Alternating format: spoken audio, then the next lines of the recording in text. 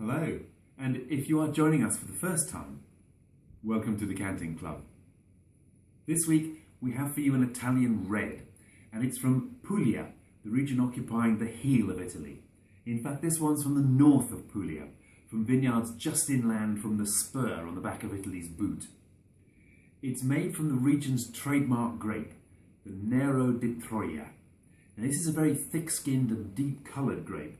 So, despite this wine's perfectly good medium ruby colour, I was expecting something even deeper, which suggests to me that the winemakers have limited the amount of skin contact this has had after pressing, probably to try and reduce the extraction of tannins from the skins of this notoriously tannic variety.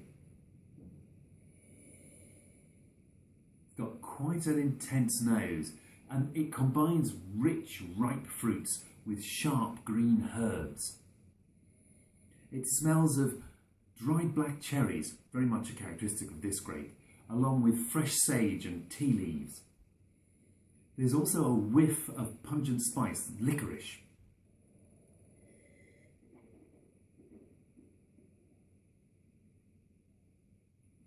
Now that nose promised a big rich wine, but this ain't.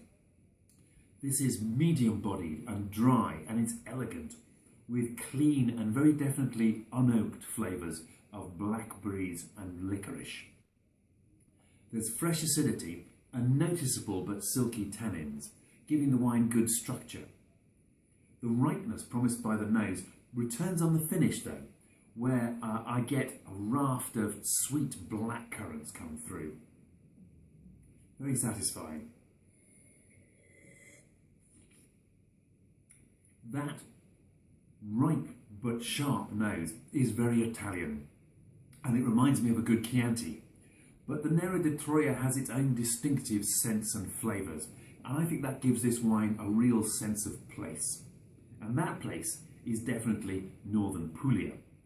Indeed, the historic town of Troia, which gave its name to this variety, is only about 25 kilometres to the west of the vineyards where this was grown.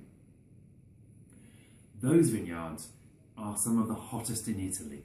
It regularly exceeds 40 degrees here in the summers. But this is a grape that likes heat. In fact, it needs heat. It's so late ripening that even here they pick it in the second half of October, way after all the other grape varieties. Other Puglian reds made from Primitivo and Negro Amaro can become overripe in these conditions, producing excessively alcoholic wine. Not so the Nero di Troia. This one is 13%, and that's about standard for the grape.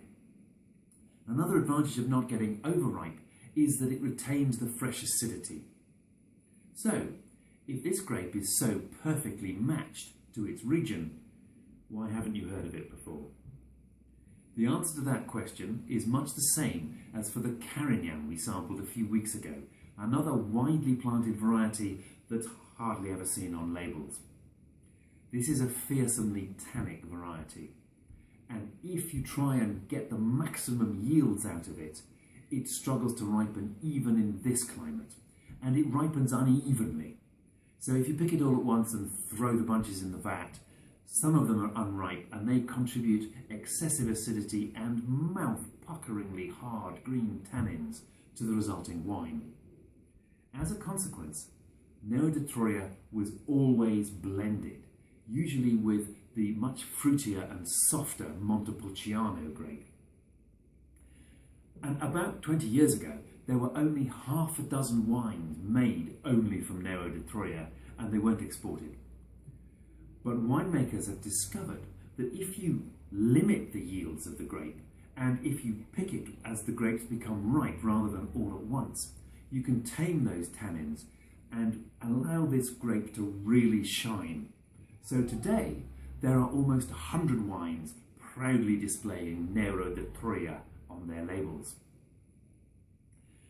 And this is a great illustration of what I'm always saying about where you find the best value wines. They're made in lesser known regions by small producers who are championing their local grape varieties. This is cheap enough to drink as your everyday house red, but complicated and satisfying enough to keep your interest while you do so. Cheers!